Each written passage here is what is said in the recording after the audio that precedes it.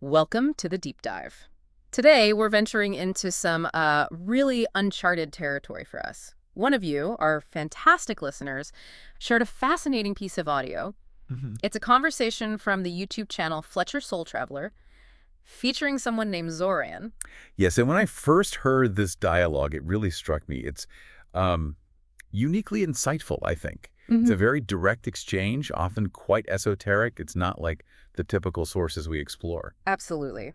So our mission here on this deep dive is really to unearth the most compelling, maybe the most thought-provoking ideas from this, well, seemingly unusual conversation. Yeah. It touches on everything: the fabric of reality, personal power, connection. Right. Prepare for some potential aha moments because, honestly, this conversation took me to some interesting places. And I think it's because it's so different that it's, such fertile ground. We're getting a glimpse into a discussion that, frankly, challenges a lot of assumptions. Okay, let's dive in then. Early on, Zoran makes this statement that really stood out to me. Your secret is your thing. And he emphasizes it's personal for your soul, not something you necessarily need to broadcast in a way that feels, I don't know, vulnerable or exposed. What's your initial take on that? Well, it's interesting how he reframes secret, isn't it? It's less about hiding something out of fear Right. and more about acknowledging a core personal truth, almost an intimate knowing, and linking that to tenderness. That's key. Yeah, he says the secret is that the tenderness is present here in the planet. It's almost like our most guarded individual truths are somehow woven into this fundamental gentleness of existence itself. Exactly. So maybe what we perceive as vulnerability or openness isn't a liability at all. Maybe it's essential. Your unique secret, your core truth, could be the very way you embody and express that tenderness. That's a powerful thought.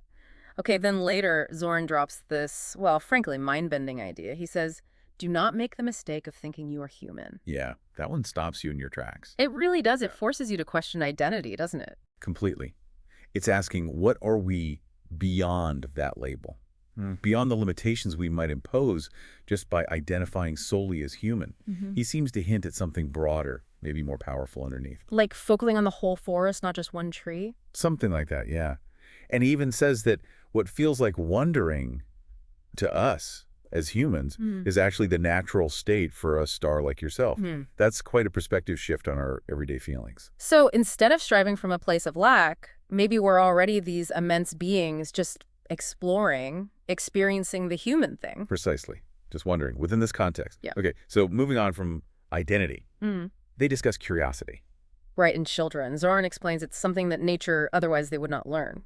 Which, immediately made me think of you, our listener, as the learner. It fits perfectly, doesn't it? That inherent drive for knowledge. Curiosity isn't just like a cute phase. It's fundamental. It's nature's way of ensuring we engage and learn. Okay, now here's where it got really interesting for me. The conversation shifts to intensity and humor. Zoran suggests that having a lot of humor implies a capacity for great seriousness, too. What's the link there? It's a profound point about balance, I think. They're not opposites. Deep seriousness and deep humor might actually be connected, like two ends of a spectrum of engagement. So the ability to feel things deeply, whether it's serious or funny? Exactly. Maybe the capacity for one enables the capacity for the other. It speaks to a certain depth. And this leads into that other intriguing idea about creating versus discovering. The phrasing was, Thinking that you create more, then you let yourself discover it. right. That is humor the endless discovered. It sounds like this cycle. It does. It suggests growth isn't just about doing or making things externally. It's also about allowing ourselves to uncover what's already there within us. The endless discovery, like a continuous unfolding. Yeah, a constant revelation, perhaps. Then the other person, they express wanting to do more, manifest more. And Zoran touches on setting intentions, creating conditions for the universe to respond. There's even a mention of brainwave stuff. That highlights that very human desire for agency, right? To shape our lives actively. Setting intentions is one way, and the interest in brainwaves suggests wanting to understand those subtler energies involved in, well, making things happen. Then things get pretty abstract. They talk about the nature of form, reality. Zoran says, no form. No form, while behind it has no form indeed. Deep waters there. Yeah. What can we even take from that? Well, it points toward the idea that what we see, what we sense, this physical reality, It's underpinned by something formless, a fundamental essence, maybe. Potential. Like the unpainted canvas. Exactly, or pure potential energy. And the idea that the microcosm can contain the whole universe, that's echoed in many traditions. Deep interconnectedness. There's also this expressed desire for more conscious, face-to-face guidance. And it's mentioned Zoran appears in dreams, but without the person being consciously aware, that feels a bit mysterious. It does. It touches on how guidance might show up, doesn't it? Maybe not always in ways we consciously register or expect. The desire for direct interaction is very human, that need for clear connection. Perhaps the dreams are another layer of communication happening. Zoran gives some practical advice, too, on perception. He suggests ignoring faces sometimes, focusing on words, feeling the energy to see more clearly, even at work. How could that shift things for someone? Well, it's a technique, isn't it? To Yeah. move beyond the superficial. Facial expressions can be misleading sometimes. Sure. So consciously shifting focus to the words, the tone, the underlying energy, you might get a more intuitive, maybe more accurate sense of what's really going on. Interesting. And the possibility of totally transforming the brain comes up. Zoran advises exploring different perspectives, playing with it a little bit. What does that imply about our potential for change? It's quite empowering, actually. It suggests our minds aren't fixed. We can Yeah. actively shape our perspectives, maybe even influence brain function by being playful and experimental with how we think. It implies significant adaptability. There's a quick mention of a shirt that leaves the heart open, and also the difficulty of sitting still. I think many of us can relate to that restlessness. Oh, definitely. These little details, they ground it, don't they? The desire for openness, for connection, that open heart often clashes with that busy energy that makes just being still feel so hard. Then they dive into the identity of Micaiah, described as a universal core essence, outside typical hierarchies. What does that suggest about different kinds of beings or forces? It introduces this idea of entities or principles that operate, let's say, outside the usual structures of power or organization we think of, maybe more fundamental, more fluid, like the underlying laws of physics versus the structures built using them. And this is where it gets really cosmic. The idea that not all beings originated here in this universe, Right. and the analogy of cosmic jokers bringing balance through their freedom. How would these jokers work? Well, it expands our whole concept of the universe, potentially. These jokers might represent unpredictability, forces that operate outside the set rule. To shake things up. Perhaps. To disrupt rigidity, bring necessary change, maintain a kind of dynamic equilibrium, a sort of playful chaos that serves a larger purpose. Zoran also stresses acknowledging our inner knowing, those messages we get, even if we've ignored them for ages. Why is tuning into that inner voice so vital? It's a crucial reminder, isn't it? We all have this innate wisdom. Often, the answers we're looking for are already there, subtly present. But we dismiss them. Exactly, or overlook them. Acknowledging that inner voice leads to more authentic choices, decisions that are truly aligned with us. The idea of public presence comes up, and this fascinating concept of creating a being, not necessarily physical, to carry out one's mission, that's a different way to think about impact. It is. It suggests our influence doesn't always require us to be front and center. Right. Physically, we might be able to cultivate, let's say, energetic forms or intentions that manifest our purpose in the world, extending beyond our direct actions. And coming back to that secret idea, Zoran emphasizes that this inner truth needs to be fully known within ourselves, in our heart, before it can be truly expressed outwardly. He even equates going public with being a lawgiver during times of great change. What's the connection there? It links our deepest authenticity with leadership potential. When you're fully aligned with your inner knowing, sharing that authentic self, especially when things are shifting, Like now, maybe. perhaps, that sharing can provide clarity, a framework for others, like a lawgiver offering guidance. There's also a really important bit about letting go of guilt around ease and abundance, and how crucial self-love is for balance. The analogy of easily skipping across the planet. It underscores our potential. Why do we feel guilty when things aren't hard? It's a common trap, isn't it? We're often conditioned to believe value only comes through struggle. Right, no pain, no gain. Exactly. So recognizing our inherent worthiness, allowing abundance to flow naturally, that's essential for fulfilling our purpose without unnecessary friction. Enjoying the ease, basically. And the listener is reminded, you make the rules now. And that some beings can step outside space-time. That sounds incredibly liberating. What are the implications? It just reinforces our own power, doesn't it? And how many limitations are actually self-imposed? Stepping outside linear time suggests access to different perspectives, maybe influencing things in ways we don't usually grasp. Reality might be much more fluid than we think. There's practical advice, too, connecting with people close to us, the beans analogy. Huh, yes, the beans. And honestly, assessing those relationships. What do the beans represent? Think of them as the key players in your inner circle, friends, family, colleagues you trust. The advice is to mindfully take stock, to label the beans in your mind by reflecting honestly on each connection, the energy exchange. So it's about self-awareness within your network. Precisely. Understanding those dynamics. The conversation also touches on the public awakening and how people who shared knowledge before but got discouraged might need to step up again. Why is that renewed sharing important? It speaks to cycles, I think. Societal change ebbs and flows. There's an ongoing need for wisdom sharers, especially when more people become receptive. Those who felt unheard before might find an open audience now. There's a mention of respect for someone named Michael, and the listener needing to understand their own being in relation to Michael. Earth is called a small planet, and the listener reminded they didn't originate here. That suggests a grander origin. It definitely provides a wider cosmic context. It suggests our identity, our potential, stretches far beyond just this life, this planet, recognizing that larger origin could unlock a greater sense of purpose, maybe. Then the tendency to judge our physical bodies is addressed, questioning why God, or a higher power, would choose this form. A common human critique. But the idea presented is that the body is perfect, necessary for balance, for being here. Why are we often so critical of our physical selves? Well, societal pressures, Yeah. comparisons, they lead to dissatisfaction. But this perspective encourages appreciating the body as this amazing, perfectly designed vehicle for this reality. It lets us interact, experience things physically. Okay, here's a really surprising bit. The true color of the planet from afar is apparently red, not green. Yeah, that was unexpected. And it's used as a metaphor.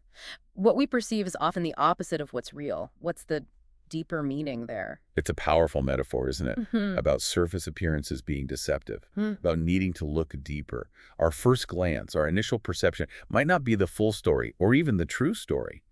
It encourages questioning what we think we know. Zoran advises organizing one's results and creating from that powerful inner being, starting within oneself. What does organizing results mean? I think results here means your accumulated experiences, your insights, your learnings. Take stock of what you've already gained, what you know. Okay. Use that as the foundation. Starting from your inner knowing ensures your creations are authentic, aligned with who you really are. And the idea that purpose isn't found, it's given to oneself. That's really empowering, shifting the focus. It absolutely is. It puts the responsibility and the power back on you. Instead of searching outside, you actively define your own purpose through your choices, your actions. The listener's deep desire, that ache to share more, do other things, is acknowledged. And the importance of valuing your own being as much as others. Tenderness, again, as a strength, not hidden. Why is it so hard to value ourselves fully? Conditioning, I suppose. Prioritizing others, maybe feeling unworthy ourselves, recognizing and valuing our own being, including that tenderness, which is really about connection and empathy, is crucial for balance and for actually doing our purpose effectively. They discuss techniques for breaking limitations, working with energy, changing meridians, channeling, even giving energy a temporary name to understand it better. How does naming an energy help? Think of it like giving a handle to something abstract. It creates a focal point. Ah, okay. By naming it, even temporarily, you can engage with it, sense its qualities, its movement more easily. It's a playful way to explore that energetic landscape. The nature of names themselves comes up, that they aren't needed outside space-time. The advice is to start with no name and tenderness to get deeper. Why start with no name? Starting with no name is like stripping away labels, identities we've collected, getting back to the core essence before definition, and beginning with tenderness, as that foundation allows access to deep authenticity, connection. Writing stories is suggested as a tool for discovery. Brief mentions of past connections, Chanda, Barbara, Aaliyah as choices, but the focus is now. How does storytelling uncover truths? Storytelling lets us explore different facets of ourselves creatively, non-linearly. We can stumble upon insights, connections that aren't obvious through just thinking about things, and seeing past connections as choices empowers us to consciously shape the present. The listener is encouraged. Take small steps. Share that secret tenderness. The difficulty picturing public sharing is seen as not looking forward at the possibilities. How do we overcome that fear of sharing authentically? Often it's about shifting focus, away from anxiety about exposure towards the positive potential connection, impact. Small steps build confidence. Envisioning positive outcomes helps too. There's a discussion about really understanding tenderness, observing its slow, deliberate movement. Maybe exploring things like dance. What can the movement of tenderness teach us? Tenderness often feels gentle, receptive, right? Observing that slow, deliberate quality can teach patience, presence, a different way of interacting, prioritizing sensitivity over speed. Slow, mindful movement, like dance, can help embody that. The idea comes up that a period of going inward is ending, the last hurdle. Letting go of guilt about things being easy, affirming to ourselves it's okay. Why is that self-reassurance so vital? It helps dismantle those limiting beliefs, those subconscious blocks that might sabotage ease.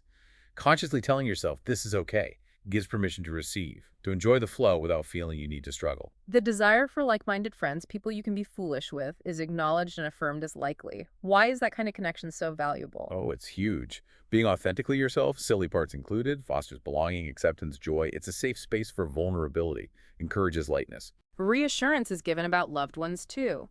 No need to worry if the listener pursues their path. The world supports them. Shifting thought patterns that create insecurity is key. How do we build that trust? It often involves recognizing interconnectedness. Trusting the universe tends towards balance. Consciously challenging worry, focusing on inherent support and resilience that builds trust over time. The listener is affirmed directly. Beautiful being, super treasure, great teacher. Recommended to let others learn from them. What's the impact of recognizing these qualities in ourselves? It's foundational for stepping into our potential, acknowledging our worth, our value, our capacity to guide others. It fuels confidence, encourages sharing our gifts. Simple advice for meeting people. Be open, desire it genuinely, act on feelings to go places or be near someone. The power of that heartfelt intention and intuition. It's potent. Heartfelt intention sends a clear signal, energetically. Acting on intuition often leads us right to the aligned opportunities, the right connections. Trusting inner guidance, being proactive. A past question about healing is dismissed. You've changed that. Focus shifts to the present, the whole being operating automatically. What does it mean for our being to operate automatically? It suggests integration, that through growth, new understandings are now so deeply embedded they function naturally, intuitively. No conscious effort needed in areas that previously required healing or attention. And finally, the value of physical movement, connecting with energies through things like massage. Why is that physical connection important for energetic well-being? The body is our anchor for energy, right? Movement, practices like massage, they help release stagnation, promote flow, create balance in our energetic system, grounds us, enhances well-being. Wow. Okay, let's just take a breath there. That was a lot. This deep dive into Zoran's conversation has definitely offered some profound insights. It really has. A key takeaway from me is definitely that idea of embracing our tenderness as strength and recognizing our own power to shape reality, without that unnecessary guilt. Yeah, and what resonates with me is that constant push to look beyond the surface, to challenge our assumptions about who we are, what reality is. This conversation really invites you to see yourself and the universe as much more expansive, more interconnected than we usually think. Absolutely. So for you, the listener, maybe here's a final thought to chew on. What might shift in your life if you truly, fully embrace the idea that you are the one who makes the rules for your own experience? And building on that surprising idea about the planet's color, that what we see might be the opposite of what's real. What other hidden truths about yourself or the world might be waiting just beneath the surface, ready to be discovered. We really encourage you to keep pondering these ideas, maybe even revisit the source material with some of these perspectives in mind. Until our next deep dive, keep exploring.